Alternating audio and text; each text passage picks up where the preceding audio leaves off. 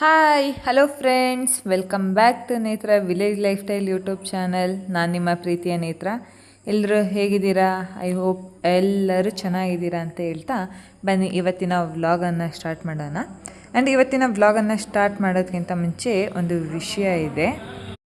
ಯಾರಿನ್ನ ನಮ್ಮ ಚಾನಲ್ನ ಸಬ್ಸ್ಕ್ರೈಬ್ ಮಾಡದೇ ನೋಡ್ತಾ ಇದ್ದೀರಾ, ಪ್ಲೀಸ್ ಸಬ್ಸ್ಕ್ರೈಬ್ ಮಾಡ್ಕೊಳ್ಳಿ ಅಂತ ಹೇಳ್ತಾ ಬನ್ನಿ ಇವತ್ತಿನ ವ್ಲಾಗನ್ನು ಸ್ಟಾರ್ಟ್ ಮಾಡೋಣ.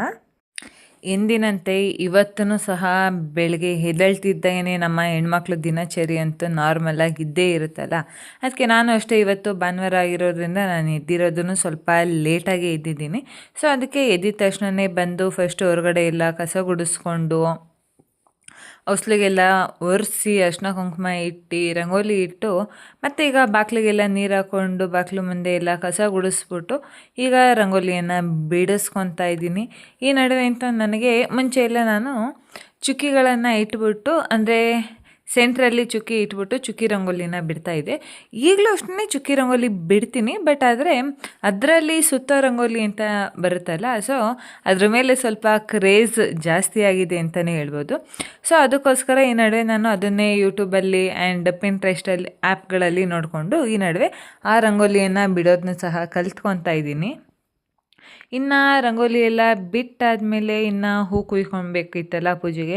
ಇವತ್ತಂತೂ ನಮ್ಮ ದಾಸವಾಳದ ಗಿಡದಲ್ಲಿ ಎಷ್ಟು ಹೂವು ಬಿಟ್ಟಿದ್ದು ಅಂದರೆ ಲಿಟ್ರಲಿ ಇಷ್ಟು ಚಿಕ್ಕ ಗಿಡ ಇವತ್ತೇ ಫಸ್ಟು ಇಷ್ಟೊಂದು ಹೂವುಗಳನ್ನು ಬಿಟ್ಟಿದ್ದು. ಏನಿಲ್ಲ ಅಂದರೆ ಒಂದು 15-20 ಹೂವು ಈ ಗಿಡದಿಂದನೇ ತೊಗೊಂಡಿದ್ದೀನಿ. ಇನ್ನೂ 2 ಗಿಡ ಇದ್ದಾವೆ, ಅವೆರಡು ಒಂದು ಸ್ವಲ್ಪ ಕಮ್ಮಿ ಆಗಿದ್ದಾವೆ. ಇದನ್ನು ಬಂದು ನಾವು ಮನೆಯಿಂದ ಸ್ವಲ್ಪ ಮುಂದಕ್ಕೆ ಹಾಕ್ಕೊಂಡಿದ್ದೀವಿ. ಸೊ ಅದಕ್ಕೋಸ್ಕರ ಇದಕ್ಕಂತೂ ಈ ಹೂವು ಅಂತೂ ತುಂಬ ಜಾಸ್ತಿ ಬಿಡ್ತಿದ್ದು. ನನಗಂತೂ ತುಂಬ ಖುಷಿ ಆಯಿತು. ನಾನು ಪೂಜೆಗೆ ಮನಸ್ತೃಪ್ತಿಯಾಗಿ ಹೂವುಗಳನ್ನ ಇಡ್ಬೋದು ಅಂತ ಕಿತ್ಕೊಂಡ್ಬಂದಿದ್ದೀನಿ. ಬನ್ನಿ ತೋರಿಸ್ತೀನಿ ನಿಮಗೂ ಅಷ್ಟೇ ಎಷ್ಟು ಹೂವು ಇದ್ದಾವೆ ಅಂತ. ಆ್ಯಂಡ್ ದಾಸವಾಳ ಒಂದೇ ಇಲ್ಲ, ನಾವು ಪೂಜೆಗಳಿಗೆ ಅಂತ ಮನೆ ಹತ್ರನೇ ಆದಷ್ಟು ಹೂಗಳನ್ನು ಬೆಳ್ಕೊಳ್ಳೋ ಅಂಥ ಅಭ್ಯಾಸಗಳು ನಮಗಿರಬೇಕು. ಯಾಕಂದರೆ ಪ್ರತಿದಿನ ನಾವು ದುಡ್ಡು ಕೊಟ್ಟೇ ಹೂವು ತೊಗೊಂಬರ್ತೀವಿ ಅನ್ನೋದಕ್ಕಾಗಲ್ಲ. ಆ್ಯಂಡ್ ಬೆಂಗಳೂರು ಥರ ಇಲ್ಲಿ ದಿನ ಹೂವನ್ನು ಸಹ ಯಾರೂ ಮಾರೋದಕ್ಕೆ ಬರೋಲ್ಲ. ಅದಕ್ಕೋಸ್ಕರ ಹೂವನ್ನೆಲ್ಲ ಕಿತ್ಕೊಂಬಂದಿಟ್ಟಾದಮೇಲೆ ಇನ್ನು 2 ಗಿಡದಲ್ಲಿ ಹೂ ಕುಯ್ಕೊಂಬರೋವಿದ್ದು ಹೋಗಿ ಅವನ್ನು ಸಹ ಕಿತ್ಕೊಂಬಂದು ಇನ್ನು ಬರ್ತಿದ್ದಾಗೇ ಒಳಗಡೆ ಬಿಸಿನೀರೆಲ್ಲ ಕಾಯಿಸಿ ಇಟ್ಟಿದ್ದೆ ಆವಾಗಲೇ. ಸೊ ಅದಕ್ಕೇ ಒಂದು ಲೋಟಕ್ಕೆ ಬಿಸಿನೀರಲ್ಲಿ ಹಾಕ್ಕೊಂಡು ಅದಕ್ಕೆ ಒಂದು ಅರ್ಧ ಸ್ಪೂನಷ್ಟು ಜೇನುತುಪ್ಪನೂ ಸಹ ಆ್ಯಡ್ ಮಾಡಿ ಚೆನ್ನಾಗಿ ಮಿಕ್ಸ್ ಮಾಡ್ಕೊಂಬಿಟ್ಟು ಇವಾಗ ಬೆಳಗ್ಗೆ ಒಂದು ಸ್ವಲ್ಪ ರಿಲ್ಯಾಕ್ಸ್ ಆಗೋಣ ಅಂದ್ಬಿಟ್ಟು ಫಸ್ಟು ಎದ್ದಾಗಲೇ ನಾನು ಒಂದು ಲೋಟ ತಣ್ಣೀರನ್ನ ಪೂರ್ತಿಯಾಗಿ ಕುಡ್ದಿರ್ತೀನಿ. ಬಟ್ ಅದಾದಮೇಲೆ ಸ್ವಲ್ಪ ವಾರ್ಮಪ್ ಅನ್ನೋ ಥರ ಆಗಲಿ ಅಂದ್ಬಿಟ್ಟು ಡೈಲಿ ಒಂದೊಂದು ಥರ. ಇವತ್ತು ಬಿಸಿನೀರಿಗೆ ಜೇನುತುಪ್ಪ ಹಾಕೊಂಡು ಕುಡ್ದಿದ್ದೀನಿ, ಇನ್ನೊಂದು ದಿನ ಸಬ್ಜಾ ಸೀಡ್ಸು, ಆ ಥರ ಏನೇನಾದರೂ ಚೇಂಜಸ್ಗಳನ್ನು ಮಾಡ್ಕೊತಾ ಇರ್ತೀನಿ. ಈಗ ಬಿಸಿನೀರೆಲ್ಲ ಕಾಯಿಸ್ಕೊಂಡು ಕುಡ್ದಾದ್ಮೇಲೆ ನಾನು ನೆಕ್ಸ್ಟು ಕಸ ಗುಡಿಸೋದು ಅದೆಲ್ಲ ಕೆಲಸಗಳನ್ನು ಎದ್ದೇಳ್ತಿದ್ದಾಗೇ ಮಾಡಿ ಮುಗಿಸಿದ್ದೆ. ಅದಕ್ಕೆ ಫಟಾಫಟ್ ಅಂತ ಹೋಗಿ ಸ್ನಾನ ಮುಗಿಸ್ಕೊಂಬಂದವಳೆ ನಾನು ಆಗಲೇ ಹೂವೆಲ್ಲ ಕುಯ್ಕೊಂಬಂದು ಇಟ್ಟಿದ್ನಲ್ಲ. ಸೊ ಅದಕ್ಕೆ ಫಸ್ಟು ಪೂಜೆನ ಮಾಡ್ಕೊಂಬಿಡೋಣ, ಆಮೇಲೆ ಬೇರೆ ಕೆಲಸಗಳನ್ನು ಮಾಡ್ಕೊಳೋದಕ್ಕೆ ಸರಿ ಹೋಗುತ್ತೆ ಅಂತ. ಆ್ಯಂಡ್ ಇನ್ನೊಂದು ಏನು ವಿಷಯ ಅಂದರೆ ನಮ್ಮ ಮಗಳು ಬೇರೆ ಇಲ್ವಲ್ಲ, ಲಿಯಾನ ಇಲ್ದಲೇ ಇರೋ ಕಾರಣದಿಂದ ಅವರು ಊರಿಗೆ ಹೋಗಿದ್ದಾರಲ್ಲ, ಅದಕ್ಕೋಸ್ಕರ ನನಗೂ ಒಂದು ಸ್ವಲ್ಪ ಕೆಲಸಗಳು ಬೇಗ ಆಗ್ತವೆ. ಆ್ಯಂಡ್ ಇವಾಗ ನನಗೆ ಎಲ್ಲೂ ಟೈಮ್ ವೇಸ್ಟ್ ಮಾಡೋ ಥರ ಏನೂ ಇರೋದಿಲ್ಲ. ಎದ್ದೇಳ್ತಿದ್ದಾಗೇ ಬೇಗ ಬೇಗ ಕೆಲಸಗಳನ್ನೆಲ್ಲ ಮುಗಿಸ್ಕೊಂಡು ಸ್ನಾನಗಳನ್ನೆಲ್ಲ ಮಾಡಿಕೊಂಡು ಆಗಿರ್ತಾಯಿಲ್ಲ. ಅದಕ್ಕೋಸ್ಕರ ಬೆಳಗ್ಗೆ ಈಗ ಬೇಗ ಒಂದು 6:30-7 ಗಂಟೆ ಅಷ್ಟರಲ್ಲಿ ಡೈಲಿ ಮನೇಲಿ ಪೂಜೆಯನ್ನು ಸಹ ಮುಗಿಸ್ಕೊಂಬಿಟ್ಟಿರ್ತೀವಿ. ಪೂಜೆ ಆದಮೇಲೆ ಡೈರಿಗೆ ಹೋಗಬೇಕಿತ್ತು. ಡೈರಿಗೆಲ್ಲ ಹೋಗಿ ಬಂದು ತಿಂಡಿಗೆ ಉಪ್ಪಿಟ್ಟು ಮಾಡ್ಕೊಂಡಿದ್ದು, ತಿಂಡಿನೂ ಸಹ ತಿಂದುಬಿಟ್ಟು ಒಂದು ಸ್ವಲ್ಪ ಹೊತ್ತು ಕೂತಿದ್ದಾದಮೇಲೆ ನಮ್ಮ ಯಜಮಾನರು ಮಾವಿನ ಹಣ್ಣು ಹಣ್ಣಾಗಿದ್ದು ಅಂತ ತೊಗೊಂಬಂದಿದ್ರು. ಸೊ ಅದನ್ನು ಸಹ ಕಟ್ ಮಾಡಿಕೊಂಡು ಮಾವಿನ ಹಣ್ಣನ್ನು ತಿಂತಾಯಿದ್ದು. ಆ್ಯಂಡ್ ಇನ್ನೊಂದು ವಿಚಾರ ಏನಂದರೆ, ನೆನ್ನೆ ನಾವು ಬೆಟ್ಟದಿಂದ ಬರುವಾಗ ಅಂಕಲು ನೀವು ನೋಡಿರ್ತೀರಲ್ವ, ನನ್ನ ಹಳೆ ವೀಡಿಯೋದಲ್ಲಿ ನೋಡಿರೋರ್ಗಾದರೆ ಗೊತ್ತಿರುತ್ತೆ. ಅಲ್ಲಿಂದ ನಾವು ನೇರಳೆ ಹಣ್ಣನ್ನು ತೊಗೊಂಬಂದಿದ್ದು. ಹಣ್ಣನ್ನು ತಿಂದು ಬೀಜನ ಏನಕ್ಕೆ ಬಿಸಾಕಬೇಕು, ಅದರಿಂದ ನೋಡೋಣ, ಆದರೆ ನಾವು ಮನೆ ಹತ್ರ ಹಾಕೊಳ್ಳೋಣ, ಸ್ವಲ್ಪ ಮೊಳಕೆ ಏನಾರ ಬರುತ್ತೇನೋ ಅಂತ ಟ್ರೈ ಮಾಡೋದಕ್ಕೋಸ್ಕರ ನೀರಲ್ಲಿ ನೆನೆಸಿ ಇಟ್ಟಿದ್ದೀನಿ. ನೋಡೋಣ, ಅದ್ರದ್ದು ಅಪ್ಡೇಟ್ ನಾನು ಡೇ ಬೈ ಡೇ ಕೊಡ್ತಾ ಹೋಗ್ತೀನಿ. ಇನ್ನು ಇವತ್ತಿನ ಮಧ್ಯಾಹ್ನಕ್ಕೆ ಅನ್ನ ಸಾಂಬಾರು ಅಡುಗೆನೂ ಸಹ ಎಲ್ಲ ಮಾಡಿ ಮುಗಿಸಾದ್ಮೇಲೆ ನನ್ನ ಪರ್ಸ್ನಲ್ ಒಂದಷ್ಟು ಕೆಲಸಗಳಿದ್ದು ಆ ಕೆಲಸಗಳನ್ನು ಎಲ್ಲ ಮಾಡಿ ಮುಗಿಸ್ಕೊಂಡಿದ್ದ ನಂತರ ಒಂದು ಸೀರೆ ಕುಚ್ಚಾಕೋದಿತ್ತು. ಈ ಸೀರೆಗೆ ದಾರ ರೆಡಿ ಮಾಡಿ ಇಟ್ಟು ಅಲ್ಲೇ 2 ದಿವಸ ಆಗಿತ್ತು. ಬಟ್ ನಾನು ಸೀರೆಗೆ ಕುಚ್ಚಾಕೋದಕ್ಕೆ ಸೀರೆ ಎತ್ಕೊಂಡೇ ಇರಲಿಲ್ಲ. ಆ್ಯಂಡ್ ಇವತ್ತು ಫ್ರೀ ಇದ್ದೆ ಅಂದ್ಬಿಟ್ಟು ಕುಚ್ಚನ್ನೆಲ್ಲ ಹಾಕಿ ಮುಗಿಸ್ಕೊಳ್ಳೋಣ ಅಂತ ಮುಗಿಸ್ಕೊತಾ ಇದ್ದೀನಿ.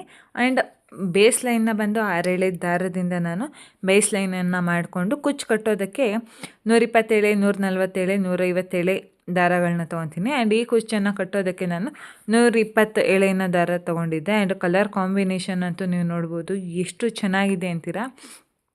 ಈ ಸೀರೆ ಬಂದು ತುಂಬ ಹಳೆ ಸೀರೆ ಅವ್ರದ್ದು, ಒಂದು 10 ವರ್ಷ 15 ವರ್ಷದ ಹಳೆ ಸೀರೆ ಅಂತೆ. ಬಟ್ ಆದರೆ ಇವಾಗ ಏನೋ ಫಂಕ್ಷನ್ ಇತ್ತು, ಅವಾಗ ಹಾಕ್ಸಿರ್ಲಿಲ್ಲ ಅಂದ್ಬಿಟ್ಟು ಇವಾಗ ಹಾಕಿಸ್ಕೊತಾ ಇದ್ದಾರೆ. ಸೀರೆ ಅಂತೂ ತುಂಬ ಚೆನ್ನಾಗಿತ್ತು. ಇದೆಲ್ಲ ಆದಮೇಲೆ ಮನೇಲಿ ಒಂದು ಸ್ವಲ್ಪ ಜಾಮೂನ್ ಮಾಡಿ ತುಂಬ ದಿನ ಆಗಿತ್ತು ಅಂದ್ಬಿಟ್ಟು ಇವತ್ತು ಜಾಮೂನನ್ನು ಮಾಡ್ತಾಯಿದ್ದೆ. ಬನ್ನಿ ಅದರ ರೆಸಿಪಿ ಆ್ಯಂಡ್ ಎಷ್ಟು ಚೆನ್ನಾಗಿತ್ತು ಅಂತ ನಾನು ನಿಮಗೆ ಶೇರ್ ಮಾಡ್ತೀನಿ. ನಾನಿಲ್ಲಿ ಮೊದಲನೇದಾಗಿ ಬಂದ್ಬಿಟ್ಟು ಒಂದು ಸ್ಟೀಲ್ ಪಾತ್ರೆಯನ್ನು ತೊಗೊಂಡಿದ್ದೀನಿ. ಆ ಸ್ಟೀಲ್ ಪಾತ್ರೆಗೆ ನಮಗೆ ಎಷ್ಟು ಸ್ವೀಟ್ ಬೇಕು ಅಂತ ನಿಮಗೆ ಗೊತ್ತಿರುತ್ತಲ್ಲ, ಅದ್ರ ಅಳತೆಗೆ ತಕ್ಕಂತೆ ನಾನು ಸಕ್ಕರೆ ಮತ್ತು ನೀರು ಮತ್ತು 1 ಏಲಕ್ಕಿನ ನಾನು ಕುಟ್ಟಿ ಪುಡಿ ಮಾಡಿ ಹಾಕ್ಕೊಂಡಿದ್ದೀನಿ.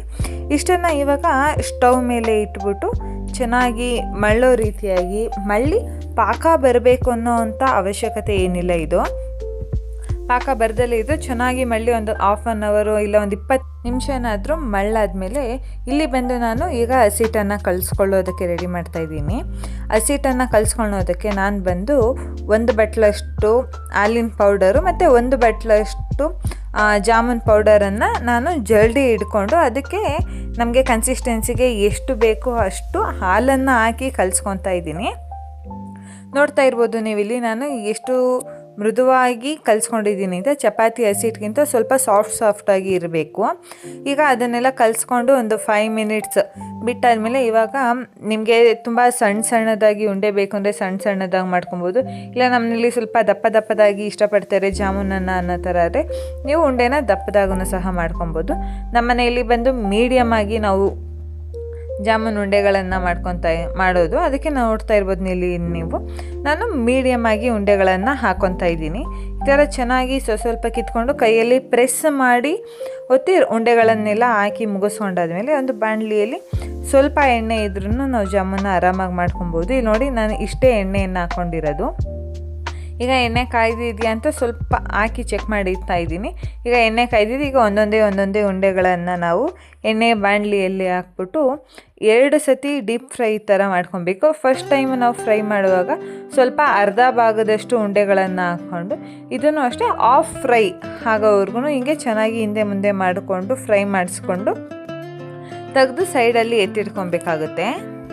ಮತ್ತು ಒಂದು ಸ್ವಲ್ಪ ಸೈಡ್ಗೆ ಎತ್ತಿಟ್ಕೊಂಡಾದ್ಮೇಲೆ ಮತ್ತೆ ಇನ್ನು ಏನು ಎಕ್ಸ್ಟ್ರಾ ಉಂಡೆಗಳಿರ್ತವೆ ಅದನ್ನು ಸಹ ಹಾಕ್ಕೊಂಡು ಅರ್ಧ ಫ್ರೈ ಆಗೋಷ್ಟು ಫ್ರೈ ಮಾಡಿ ಅದನ್ನು ಸಹ ಸೈಡ್ಗೆ ಎತ್ತಿಟ್ಕೊಂಡು ಅದಾದಮೇಲೆ ನೆಕ್ಸ್ಟ್ ಇನ್ನು ನಾವು ಫ್ರೈ ಮಾಡಿ ಎತ್ತಿಟ್ಕೊಂಡಿರ್ತೀವಲ್ಲ ಅದರಲ್ಲಿ ಅರ್ಧ ಭಾಗ ಹಾಕಿ ಅದನ್ನು ಸಹ ಫ್ರೈ ಮಾಡಿ ಡೈರೆಕ್ಟಾಗಿ ನಾವು ಏನು ಸಕ್ಕರೆ ಪಾಕನ ಮಾಡಿ ಇಟ್ಕೊಂಡಿರ್ತೀವಿ ಅದರೊಳಗೆ ಹಾಕೋದು.